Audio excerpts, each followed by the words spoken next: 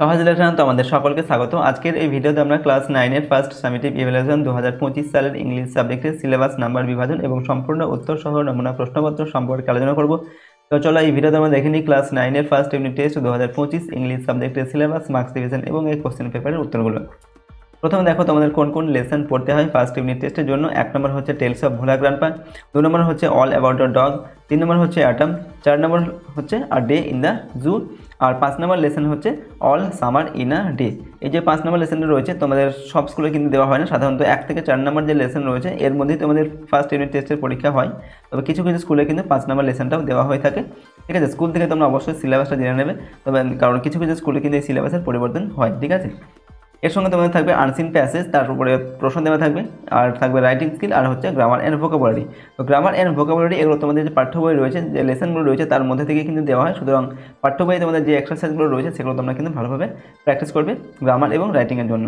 ঠিক আছে, আর 1 থেকে 4 নম্বর লেসনের তোমাদের যে বাংলা অনুবাদ এবং তার যে প্রশ্নের সমাধান বা উত্তর, সেই ভিডিও কিন্তু আমাদের চ্যানেলে রয়েছে। তো আমাদের ডেসক্রিপশন বক্সে লিঙ্ক দেওয়া থাকবে, তোমরা ভিডিওগুলো কিন্তু দেখে নিও। ঠিক আছে, তো চলো এখন আমরা তোমাদের যে প্রশ্ন কাঠামো সেটা দেখে নিই।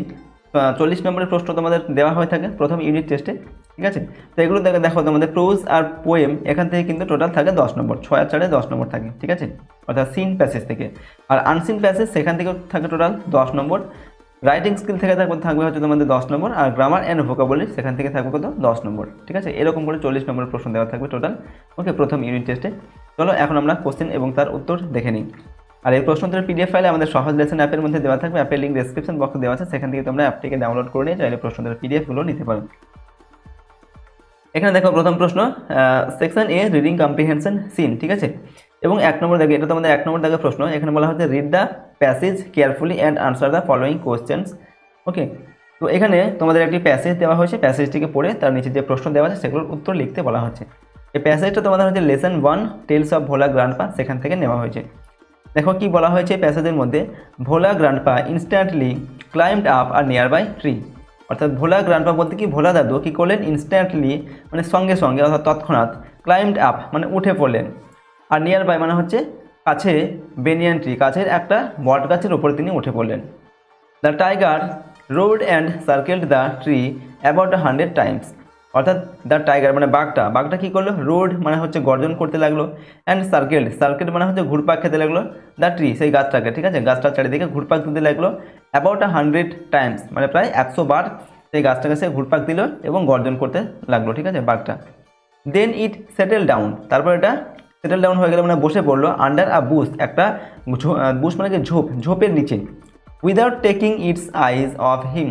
অর্থাৎ বাঘের যে চোখ, সেই চোখটা ভোলা দাদুর দিক থেকে না ফিরিয়ে, অর্থাৎ ভোলা দাদুর দিকেই তাকিয়ে রইল বাঘটা। ঠিক আছে, তাকিয়ে থেকে কী করলো, একটা ঝোপের নিচে সে বসে পড়লো। এরপর দেখো উইথ নাইটফল মানে রাত্রি পড়ার সঙ্গে সঙ্গে বা রাত্রি নামার সঙ্গে সঙ্গে, the forest গ্রিউ dark and silent. তো রাত্রি নামার সঙ্গে সঙ্গে কী হলো, দ্য ফরেস্ট মানে জঙ্গলটা, গ্রিউ মানে পরিণত হলো কি অন্ধকারে, এবং সাইলেন্ট মানে নিস্তব্ধ। ঠিক আছে, নিস্তব্ধ হয়ে গেল এবং জঙ্গলটা অন্ধকার হয়ে গেল। ভোলা দাদু কুড হিয়ার, ভোলা দাদু শুনতে পেলেন, হিয়ার মানে কি শুনতে পাওয়া, ভোলা দাদু শুনতে পেলেন কি, দ্য টাইগার বিটিং ইটস টেল, বাঘটা তার লেজটা কী করছে, বিটিং মানে কি বাড়ি মারছে। ঠিক আছে, কোথায়, অন দ্য ড্রাই লিভস মানে হচ্ছে শুকনো যে পাতা, সেই পাতাতে লেজ দিয়ে বাড়ি মারছে, সেই খসখস আওয়াজটা ভোলা দাদু শুনতে পেলেন। আওয়ার্স পাস্ট, ঘন্টার পর ঘন্টা কেটে গেল। ঠিক আছে, অর্থাৎ কয়েক ঘন্টা কেটে গেল। ডন ব্রোক, কী হলো, ভোর হলো। ডন মানে কি ভোরবেলা। With the cooing of dubs মানে ঘুঘুর ডাকে ভোর হলো। ভোলা গ্র্যান্ডপা কেম ডাউন মানে কি নিচে নেমে আসা, ভোলা দাদু আবার কী করলেন, গাছ থেকে নিচে নেমে আসলেন। There was a group of men on a mount a little away. তো there was a group of men মানে একদল লোক ছিল কোথায়, mount a little away. Little away মানে একটু দূরে, সেই গাছ থেকে যখন ভোলা দাদু নামলেন সেখান থেকে একটু দূরে, মাউন্ট মানে হচ্ছে একটা উঁচু জায়গা ছিল ঢিপির মতো, সেই ঢিপির উপরে একদল লোক সেখানে ছিল। তারপর কী হলো, ভোলা গ্র্যান্ডপা ক্লাইম্বড দ্য মাউন্ট। তো ভোলা গ্র্যান্ডপা সেই ঢিপির উপরে উঠে গেলেন, অ্যান্ড রিকোয়েস্টেড এবং অনুরোধ করলেন, দ্য ফার্স্ট ম্যান হি স, প্রথম যে মানুষটাকে তিনি দেখতে পেলেন। ঠিক আছে, ভোলা দাদু সেই লোকটাকে অনুরোধ করলেন, for some water to drink মানে পান করার জন্য একটু জল তার কাছে চাইলেন আর কি। The man had seen the tiger waiting.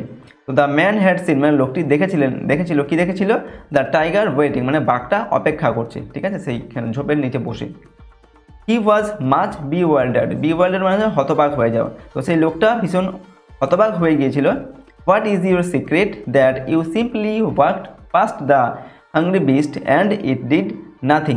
তো লোকটা কি বলছে, হোয়াট ইজ ইউর সিক্রেট মানে আপনার সিক্রেট বা আপনার হচ্ছে রহস্যটা কি, ঠিক আছে, যে you simply walked past the hungry beast মানে জন্তু, আর হাংরি মানে হচ্ছে ক্ষুধার্ত। এই যে ক্ষুধার্ত জন্তু বা ক্ষুধার্ত বাঘটার পাশ দিয়ে আপনি সাধারণভাবেই হেঁটে চলে আসলেন আর বাঘটা আপনাকে কিছুই করলো না, এর রহস্যটা কি?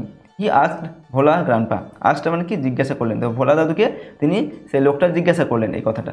তো এই পর্যন্ত প্যাসেজটা দেওয়া আছে। এবার এর উপরে কিন্তু আমাদের প্রশ্ন দেওয়া হয়েছে, সেই প্রশ্নের উত্তরগুলোকে আমাদের লিখতে হবে। আর এর বাংলা যে অর্থ বা অনুবাদ সেটা এখানে দেওয়া আছে, তোমরা চাইলে একবার পড়ে নিতে পারো। চলো আমরা এখন সরাসরি প্রশ্নের উত্তরগুলো দেখে নিই। দেখো, প্রথম প্রশ্ন নাম্বার এতে টিক দ্য কারেক্ট অল্টারনেটিভস। সঠিক উত্তরের পাশে আমাদের টিক চিহ্ন দিতে হবে। প্রশ্নের মান হচ্ছে 1 নম্বর করে, দুটি প্রশ্নের জন্য 2 নম্বর দেওয়া আছে। নাম্বার 1-এ কী বলা হচ্ছে, the forest became dark and silent. তো ফরেস্ট মানে কি, জঙ্গলটি বিকেম মানে হয়ে পড়েছিল, ডার্ক মানে হচ্ছে কি অন্ধকার, আর সাইলেন্ট মানে হচ্ছে নিস্তব্ধ। ঠিক আছে, নিস্তব্ধ এবং অন্ধকার হয়ে পড়েছিল কখন? অ্যাট মিডনাইট মানে হচ্ছে মধ্যরাত্রিতে। এরপর কী রয়েছে, অ্যাট লেট নাইট মানে হচ্ছে শেষ রাত্রে।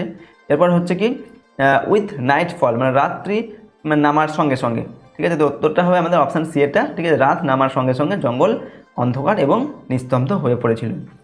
এরপর হচ্ছে নাম্বার 2-এ a group of men was on the mount far away. এরপর হচ্ছে আ লিটল অ্যাওয়ে, এরপর হচ্ছে নিয়ার বাই, অর্থাৎ একদল মানুষ সে একটা উঁচু ঢিবির ওপরে ছিল। ঠিক আছে, যেটা কোথায়? ফার অ্যাওয়ে মানে অনেক দূরে, আর লিটল অ্যাওয়ে মানে একটু দূরে, নিয়ার বাই মানে কাছেই। এটা উত্তর হবে আর লিটল অ্যাওয়ে মানে একটু দূরে। ঠিক আছে, ভোলা দাদু যে গাছ থেকে নামলেন সেখান থেকে একটু দূরে একটা উঁচু ঢিবির উপরে একদল মানুষ সেখানে ছিল। নাম্বার বিতে complete the following sentences with information from the text থেকে তথ্য নিয়ে এখানে যে এই যে শূন্যস্থানগুলো দেওয়া আছে এগুলোকে সম্পূর্ণ করতে হবে। প্রশ্নের মান হচ্ছে 1 নম্বর করে, দুটি প্রশ্নের জন্য 2 নম্বর দেওয়া আছে। নাম্বার 1-এ without taking its eyes off him the tiger কী হবে? Settle down under a bush. অর্থাৎ বাঘটা তার নিজের চোখ না সরিয়ে কী করলো? এই বুশ মানে কি ঝোপের নিচে বসে পড়লো। এরপর দেখো নাম্বার 2-এ with the cooing of doves, এখানে কী হবে? ডন ব্রোক, অর্থাৎ ঘুঘুদের ডাকে ভোর হলো। পরের প্রশ্ন নাম্বার সিতে answer the following questions within 25 ওয়ার্ডস, অর্থাৎ 25টা শব্দের মধ্যে আমাদের নিচের প্রশ্নগুলোর উত্তর লিখতে হবে।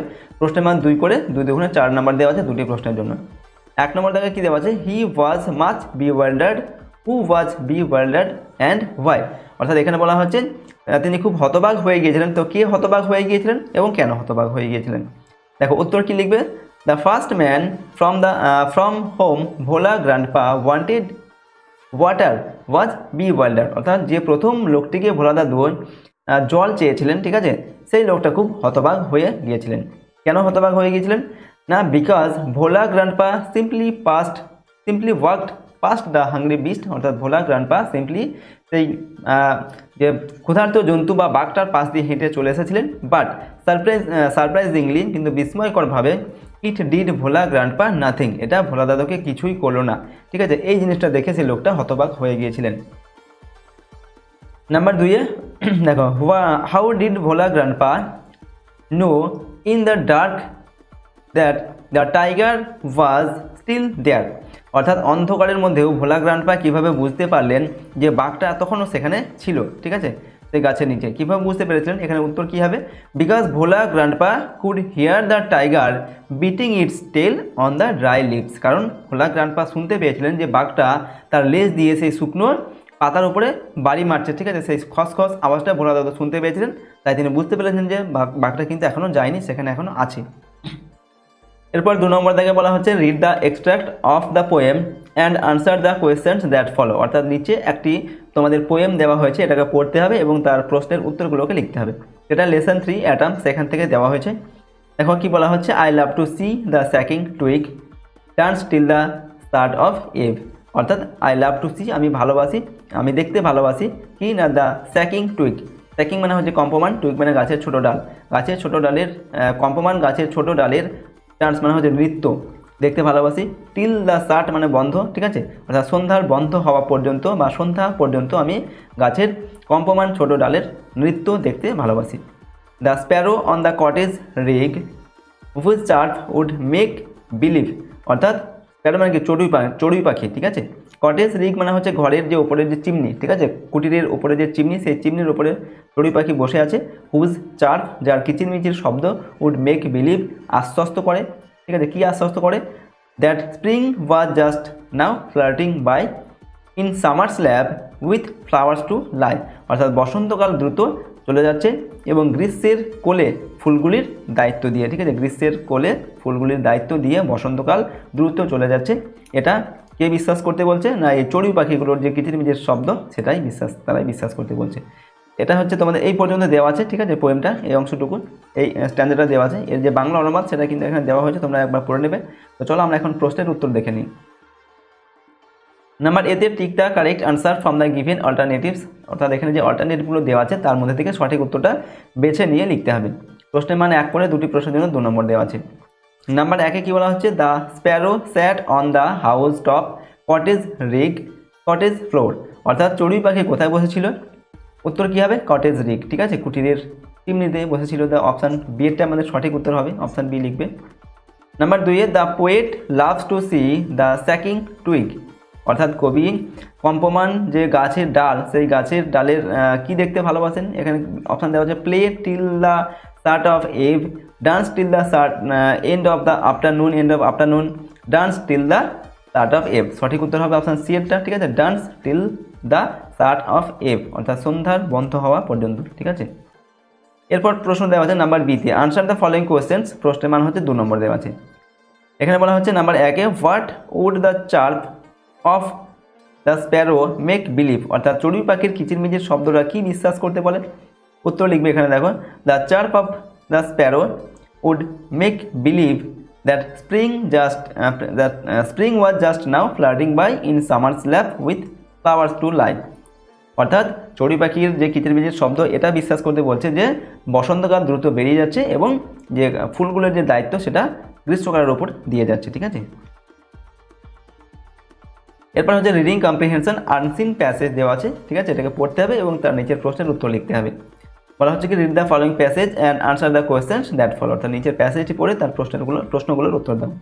দেখো, long long ago a lawful ruler of a French Province had been deposed by his younger brother Frederick, অর্থাৎ লং লং অ্যাগো মানে কি অনেক দিন আগে, আর লফুল রুলার, লফুল মানে হচ্ছে যে আইন মেনে চলে, ঠিক আছে, আইনানুগ একজন শাসক, অফ আ ফ্রেঞ্চ প্রভিন্স মানে ফ্রান্সের একটা প্রদেশের একজন যে শাসক কী হয়েছিল? হ্যাড বিন ডিপোজড, তাকে ক্ষমতাচ্যুত করে দেওয়া হয়েছিল। কার দ্বারা?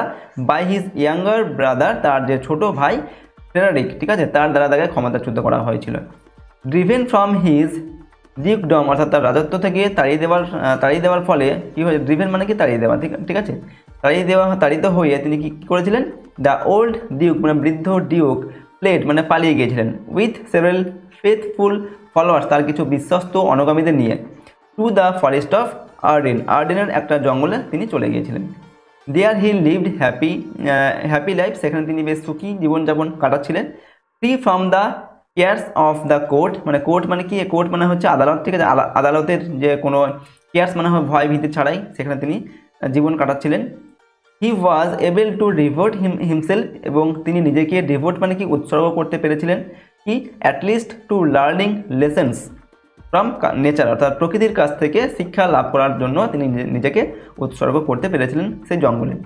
হিজ ডটার, অর্থাৎ তার মেয়ে বা কন্যা, ওকে, রোজালিন্ড, তার নাম হচ্ছে Rosalind, remain in the palace, তার মেয়ে, অর্থাৎ এই যে ডিউক রাজা ছিলেন, ঠিক আছে, তার মেয়ে রোজালিন্ড সে কোথায় ছিল? সে রাজপ্রাসাদেই রয়ে গিয়েছিল। As a companion of her cousin, তার কাজিনের একজন সাথী হিসাবে, ঠিক আছে, তার সেই কাজিনের নাম ছিল কি? সিলিয়া, ডিউক ফ্রেডরিক্স ডটার, অর্থাৎ এই সিলিয়া ছিল কি? ডিউক ফ্রেডরিক্সের কন্যা, ঠিক আছে।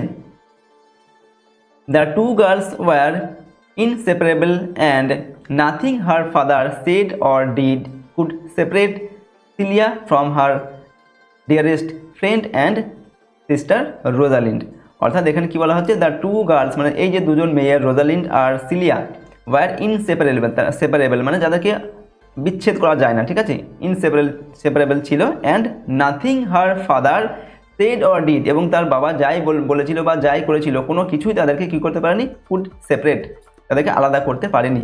Cilia from her dearest friend and sister Rosalind, অর্থাৎ এই যে সিলিয়ার ডিয়ারেস্ট মানে কি প্রিয়তম বন্ধু এবং তার বোন, ঠিক আছে, রোজালিন্ড, তার কাছ থেকে তার বাবা কিন্তু আলাদা করতে পারেনি। এই প্যাসেজটা দেওয়া হয়েছে, এই প্যাসেজের ওপর থেকে কিন্তু প্রশ্ন দেওয়া আছে। তোমরা প্রশ্নের উত্তরগুলো আমরা জেনে নিই, এর বাংলা অর্থটাও কিন্তু এখানে দেওয়া হয়েছে, তোমরা চাইলে একবার পড়ে নিও। এবার দেখো নাম্বার এতে প্রশ্নে বলা হচ্ছে কি, write T for true and F for false statements and provide supporting statement for each of your answer, অর্থাৎ সঠিক উত্তর পাশে টি লিখতে হবে আর ভুল হলে লিখতে হবে এফ, ঠিক আছে, এবং সাপোর্টিং স্টেটমেন্ট লিখতে হবে, ঠিক আছে, কেন ভুল অথবা কেন ঠিক। প্রশ্নের মান হচ্ছে 2 করে, দুটির জন্য 4 নম্বর দেওয়া আছে। নাম্বার 1-এ কী বলা হচ্ছে, Rosalind accompanied the old Duke, অর্থাৎ রোজালিন্ড তার যে বৃদ্ধ ডিউককে রোজালিন্ডের বাবা, ঠিক আছে, তার সঙ্গে সে বনে চলে গিয়েছিল। এটা ভুল তথ্য, সে যায়নি, সে কথা ছিল সে প্রাসাদেই কিন্তু থেকে গিয়েছিল, তার যে দিদি বা বোন ছিল, ঠিক আছে, সিলিয়া, তার সঙ্গে। এটা এফ হবে, ঠিক আছে। সাপোর্টিং স্টেটমেন্টে কী লিখবে, দেখো, Rosalind remained in the palace as a companion of her cousin Celia, অর্থাৎ রোজালিন্ড প্যালেসেই থেকে গিয়েছিল তার যে কাজিন রয়েছে সিলিয়া, তার সঙ্গে। নাম্বার 2-এ কী বলা হচ্ছে, দেখো, the old duke drove his younger brother away from his dukedom, অর্থাৎ ওল্ড ডিউক মানে বৃদ্ধ যে ডিউক, ঠিক আছে, সে তার যে ছোট ভাই রয়েছে তাকে তার রাজত্ব থেকে তাড়িয়ে দিয়েছিলেন। এটাও ভুল তথ্য, তার ভাই কিন্তু ডিউককে তাড়িয়ে দিয়েছিল, ঠিক আছে, তার রাজত্ব থেকে তাকে ক্ষমতাচ্যুত করে। এটা এফ হবে। এবং সাপোর্টিং স্টেটমেন্ট কী হবে, long ago a lawful ruler of a French province had been deposed by his younger brother Frederick, ঠিক আছে, তার যে ছোটো ভাই ইয়াঙ্গার ব্রাদার ফ্রেডারিক, সেই তাকে কিন্তু এই ফ্রেঞ্চ প্রভিন্স থেকে বিতাড়িত করেছিল, ঠিক আছে, তাকে ক্ষমতাচ্যুত করে। এরপর নাম্বার বিতে আনসার দ্য ফলোয়িং কোশ্চেন্স, নিচের প্রশ্নগুলোর উত্তর লিখতে হবে। প্রশ্নের মান 2 করে, দুটির জন্য 4 নম্বর দেওয়া আছে। নাম্বার 1-এ, why did the old duke flee to the forest of Arden, অর্থাৎ কেন বৃদ্ধ ডিউক এই যে আর্ডেনের ফরেস্ট বা জঙ্গলে পালিয়ে গিয়েছিলেন। হু অ্যাকম্পানিড হিম, এবং তার সঙ্গে আর কারা কারা গিয়েছিল। কি আনসার লিখবে, old Duke fled two the forest, অর্থাৎ বৃদ্ধ fled two the forest of Arden, অর্থাৎ আর্ডেনের জঙ্গলে বৃদ্ধ ডিউক পালিয়ে গিয়েছিলেন। বিকজ, কারণটা হচ্ছে, হিজ ইয়াঙ্গার ব্রাদার, তার ছোট ভাই ফ্রেডারিক, হ্যাড ডিপোজড হিম, তার ছোট ভাই ফ্রেডারিক তাকে কি করেছিল, ডিপোজড মানে হচ্ছে ক্ষমতাচ্যুত করেছিল, ঠিক আছে, তাই তিনি বনে পালিয়ে গিয়েছিলেন। তার সঙ্গে আর কারা কারা গিয়েছিল না, সেভারেল ফেথফুল ফলোয়ার্স, ঠিক আছে, কিছু তার বিশ্বস্ত অনুগামী, অ্যাকম্পানিড হিম, তার সঙ্গে গিয়েছিল। 2 নম্বরে দেখে, why was the old duke happy in the forest of Arden, অর্থাৎ বলছে কি ওল্ড ডিউক এই যে আর্ডেনের জঙ্গলে তিনি বেশ সুখী জীবনযাপন করছিলেন, কেন, কারণটা কী ছিল না, আনসার কী লিখবে, the old duke happy in the forest of Arden because, old duke আর্ডেনের যে জঙ্গল সেখানে তিনি বেশ সুখী ছিলেন। বিকজ, তার কারণ হচ্ছে, দেয়ার মানে সেখানে he was free from the cares of the court, সেখানে তিনি আদালতের যে ভয় ভীতি তার থেকে মুক্ত ছিলেন। আর কি ছিলেন, and he was able to devote himself at least two learning lessons from nature, এবং প্রকৃতি থেকে তিনি নতুন কিছু যে শিক্ষা লাভ করার জন্য নিজেকে উৎসর্গ করতে পেরেছিলেন। এই জন্যই তিনি জঙ্গলে সুখী ছিলেন। নেক্সট হচ্ছে section B, grammar and vocabulary. Grammar and vocabulary এখানে নাম্বার 4-এর এতে বলা হচ্ছে, fill in the blanks with appropriate articles and preposition, সঠিক আর্টিকেল প্রিপোজিশন দিয়ে পূরণ করতে হবে এগুলো। 1 নম্বর দেখে কী দেওয়া আছে, he is dash better singer, এখানে কী হবে, he is a better singer, এখানে হবে এ, ঠিক আছে। নাম্বার 2-এ, please comment dash the matter, তা কী হবে, please comment on the matter, এখানে লিখবে অন, ঠিক আছে, অর্থাৎ এই ব্যাপারের উপরে তুমি মন্তব্য করো, সেটা বলা হচ্ছে। এখানে দেখো, এখানে তোমাদের প্রশ্নের মান কিন্তু 1:2 থাকবে, ঠিক আছে, 1:2 = 2, অর্থাৎ 2টি প্রশ্ন দেওয়া আছে, এই প্রশ্নগুলোর মান হচ্ছে 1 নম্বর করে। এরপর নাম্বার বি এর ডু অ্যাজ ডিরেক্টেড, অর্থাৎ নির্দেশ অনুসারে কাজ করতে বলা হচ্ছে। নাম্বার 1-এ কী দেওয়া আছে, এগুলো এই যে এখানে প্রশ্ন দেওয়া আছে, এই প্রশ্নগুলোর মানও কিন্তু তোমাদের 1 নম্বর করে, ঠিক আছে। The teacher said the boy, why were the absent yesterday, change the mode of narration, অর্থাৎ এখানে এটা ন্যারেশন চেঞ্জ করতে হবে। এখানে কি বলা হচ্ছে, the teacher said the boy, teacher ছাত্রকে বললেন কি why were you absent yesterday, কেন তুমি গতকাল অ্যাবসেন্ট ছিলে। তো এটা কীভাবে লিখবে, the teacher asked the boy, শিক্ষক মহাশয় ছাত্রটিকে জিজ্ঞাসা করলেন why he had been absent previous day, কেন সে গতকালকে অ্যাবসেন্ট ছিল। নেক্সট 2 নম্বর দেখে please come in change the voice, এই যে সেন্টেন্স বাক্যটা প্লিজ কাম ইন অনুগ্রহ করে ভিতরে এসো, এটাকে ভয়েস চেঞ্জ করে লিখতে হবে। কীভাবে লিখবে, you are requested to come in, তোমাকে ভিতরে আসার জন্য অনুরোধ করা হচ্ছে।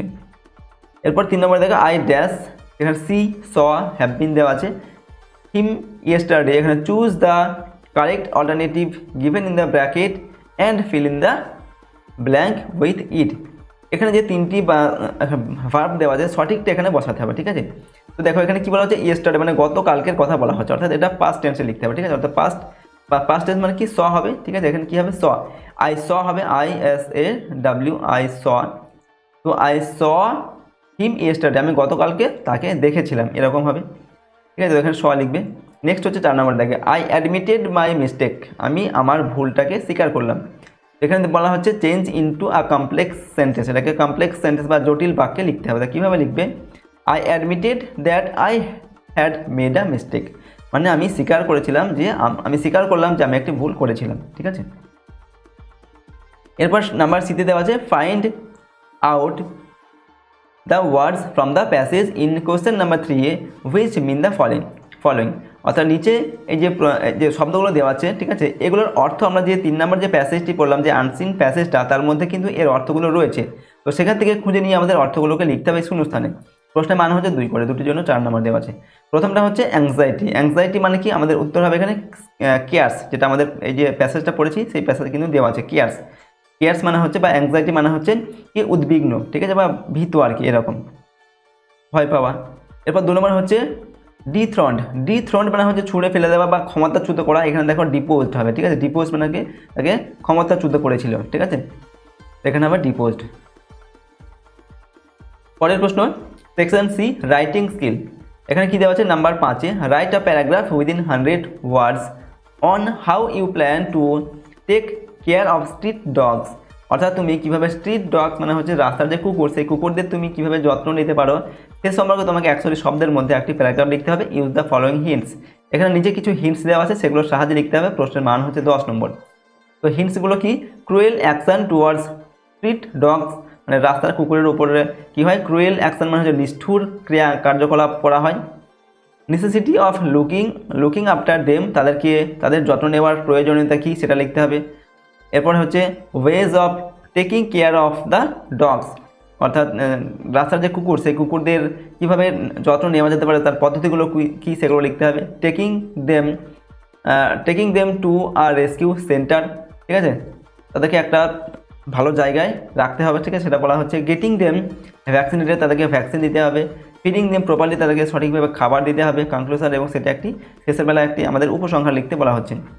তো দেখো আমরা লিখছি এখানে my plan to take care of street dogs, মানে রাস্তার কুকুরদের যত্ন নেওয়ার ক্ষেত্রে আমার একটা পরিকল্পনা।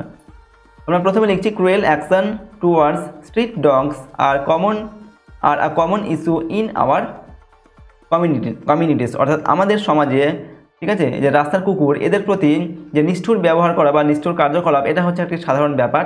And it is important to take care of them, এবং তাদের যত্ন নেওয়া কিন্তু একটা প্রয়োজন, ঠিক আছে, আমাদের প্রয়োজন। অ্যাজ আ রেসপন্সিবল ইন্ডিভিজুয়াল, একজন দায়িত্বশীল ব্যক্তি হিসাবে I plan to take care of street dogs in my community, ঠিক আছে, আমাদের সমাজে এই যে স্ট্রিট ডগস বা রাস্তার কুকুরদের একটা যত্ন নেওয়ার একটা পরিকল্পনা আমি করেছি। I will start by providing food and water regularly, আমি এই কুকুরগুলোকে নিয়মিত খাবার এবং জল সরবরাহ করে এই কাজটি শুরু করব।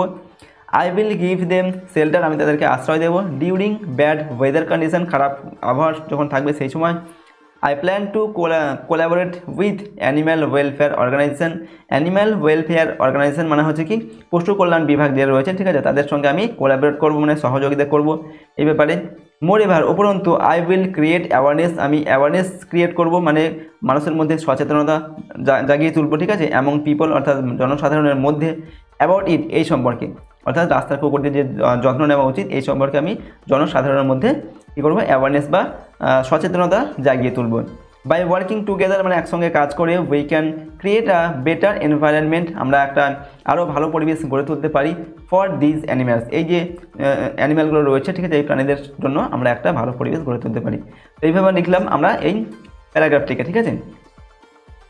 তো এর সঙ্গে তোমাদের আরও একটি দেওয়া আছে, অথবা দিয়ে যে কোনো একটি লিখতে বলা হচ্ছে, use the following flow chart to write a paragraph within 100 words on how to prepare orange juice. Orange juice কীভাবে তৈরি করা হয় সে সম্পর্কে একটি এখানে প্রসেস লিখতে বলা হচ্ছে, ঠিক আছে। প্রশ্নের মান 10 নম্বর। তো কী দেওয়া আছে দেখো, এখানে একটা ফ্লো চার্ট দেওয়া আছে, এটার সাহায্যে লিখতে হবে। প্রথমে বলা হচ্ছে orange is bought from the market, market থেকে অরেঞ্জ মানে কমলা লেবু কিনে আনা হলো। সর্টেড, সেগুলোকে বাছাই করা হলো। রোটেন ওয়ান্স রিমুভড, যেগুলো পচা সেগুলোকে ফেলে দেওয়া হলো।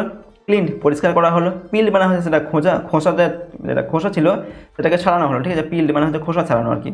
পুট ইন জুসার, তারপর সেটাকে জুসারের মধ্যে রাখা হলো। জুস এক্সট্রাক্টেড, সেখান থেকে জুসটাকে নিষ্কাশন করা হলো। সুগার অ্যান্ড প্রিজারভেটিভস অ্যাডেড, ঠিক আছে, সেখানে চিনি এবং সংরক্ষণকারী যে বস্তু সেগুলোকে অ্যাড করা হলো বা যোগ করা হলো। পোর্ড ইন বোটলস, বোতলের মধ্যে সেটাকে ঢালা হলো। সিল্ড, তারপর বোতলটাকে সিল করে দেওয়া হলো। রেডি টু বি সোল্ড, তারপর সেটাকে বিক্রির জন্য কী করা হলো, রেডি করে দেওয়া হলো বা প্রস্তুত করা হলো। তো এই যে পয়েন্টসগুলো দেওয়া আছে এর সাহায্যে আমাদেরকে লিখতে হবে। তো দেখো আমরা লিখছি, প্রথমে হেডিংটা লিখছি process of making orange juice, অর্থাৎ অরেঞ্জ জুস প্রস্তুতির তৈরির প্রক্রিয়া। Orange juice is a healthy and refreshing drink, অর্থাৎ অরেঞ্জ জুস হচ্ছে একটা হেলদি মানে স্বাস্থ্যকর এবং শরীরকে তাজা করে তোলে এরকম একটা পানীয়। It can be prepared easily at home, এটা ঘরেই কিন্তু খুব সহজেই তৈরি করা যেতে পারে। অ্যাট ফার্স্ট মানে কি প্রথমে আমরা কি করব, রাইপ অরেঞ্জ মানে রাইপ মানে কি পাকা, পাকা কমলা লেবু আর বট ফ্রম দ্য মার্কেট, বাজার থেকে কিনে আনা হলো, ঠিক আছে। দেন দ্য অরেঞ্জেস আর সর্টেড, তারপরে এই অরেঞ্জগুলোকে সর্ট করা হলো মানে বাছাই করা হলো। The defective and rotten ones are removed, ও রোটেন মানে কি পচা, ডিটেকটিভ মানে হচ্ছে যেগুলোকে খারাপ আর কি, ঠিক আছে, খারাপ এবং পচাগুলোকে কী করা হলো, রিমুভ করে দেওয়া হলো, বাদ দিয়ে দেওয়া হলো। আফটার দ্যাট, তারপর দ্য গুড ওয়ান্স মানে ভালো যে কমলা লেবু, গুড অরেঞ্জেস ভালো যে কমলা লেবু, সেগুলো কী করা হলো, আর প্রপারলি ক্লিন ভালোভাবে ধুয়ে পরিষ্কার করা হলো উইথ ফ্রেশ ওয়াটার, পরিষ্কার জল দিয়ে। ল্যাটার পরবর্তীকালে দে আর পিল্ড, সেই যে অরেঞ্জগুলোকে কী করা হলো, পিল্ড মানে হচ্ছে খোসা ছাড়িয়ে ফেলা হলো। Then these are put in the juicer, তারপর এটাকে জুসারের মধ্যে রাখা হলো টু এক্সট্রাক্ট দ্য জুস, ঠিক আছে, জুসটাকে নিষ্কাশন করার জন্য।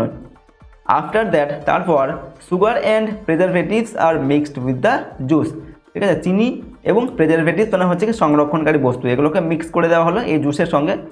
In the right proportion, proportion মানে কি সঠিক মাত্রায়, এটাকে রাইট প্রপোর্শন মানে সঠিক মাত্রায় দেওয়া হলো, যতটা লাগবে চিনি আর যতটা প্রিজারভেটিভস লাগবে ততটা দেওয়া হলো। নেক্সট দ্য মিক্সচার, নেক্সট মানে কি তারপর দ্য মিক্সচার, এই যে মিক্সচারটা আমরা বানালাম এটা কি করা হচ্ছে, ইজ পোর্ড ইনটু বটলস, বোতলের মধ্যে ঢেলে দেওয়া হলো, ঠিক আছে। পোর্ড মানে কি বোতল, পোর্ড মানে হচ্ছে ঢালা, আর বটলস মানে কি বোতল। Then the bottles are sealed and labelled, তারপর কী করা হলো, এই যে বোতলগুলোকে সিল করে দেওয়া হলো অ্যান্ড লেবেল মেরে দেওয়া হলো, ঠিক আছে। ফাইনালি শেষ পর্যন্ত অরেঞ্জ জুস ইজ রেডি, শেষ পর্যন্ত আমাদের অরেঞ্জ জুস সেটা তৈরি হয়ে গেল। অ্যান্ড ইজ সেন্ট, এবং এটাকে পাঠিয়ে দেওয়া হলো কোথায়, to the market for sale, বাজারে বিক্রির জন্য পাঠিয়ে দেওয়া হলো। তো এইভাবে আমরা অরেঞ্জ জুস যে তৈরির প্রক্রিয়া সেটা কিন্তু লিখলাম।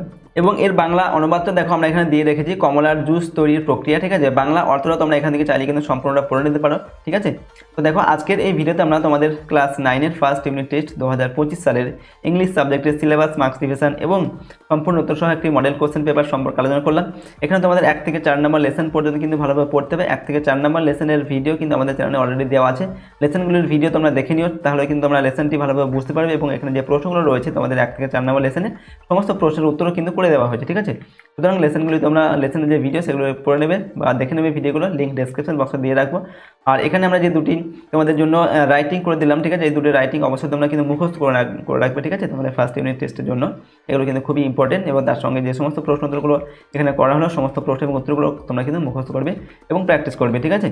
আর আমাদের এই চ্যানেলে যদি নতুন হয়ে থাকে অবশ্যই চ্যানেলটিকে সাবস্ক্রাইব করে রাখবে এবং বেল আইকনে প্রেস করে অল অপশানটিকে সিলেক্ট করবে। ভিডিওটিতে অবশ্যই লাইক করবে, ভিডিওটিকে বন্ধু বান্ধবীর সঙ্গে শেয়ার করবে, কমেন্ট বক্সে নিজেদের মতামত অবশ্যই লিখে জানাবে।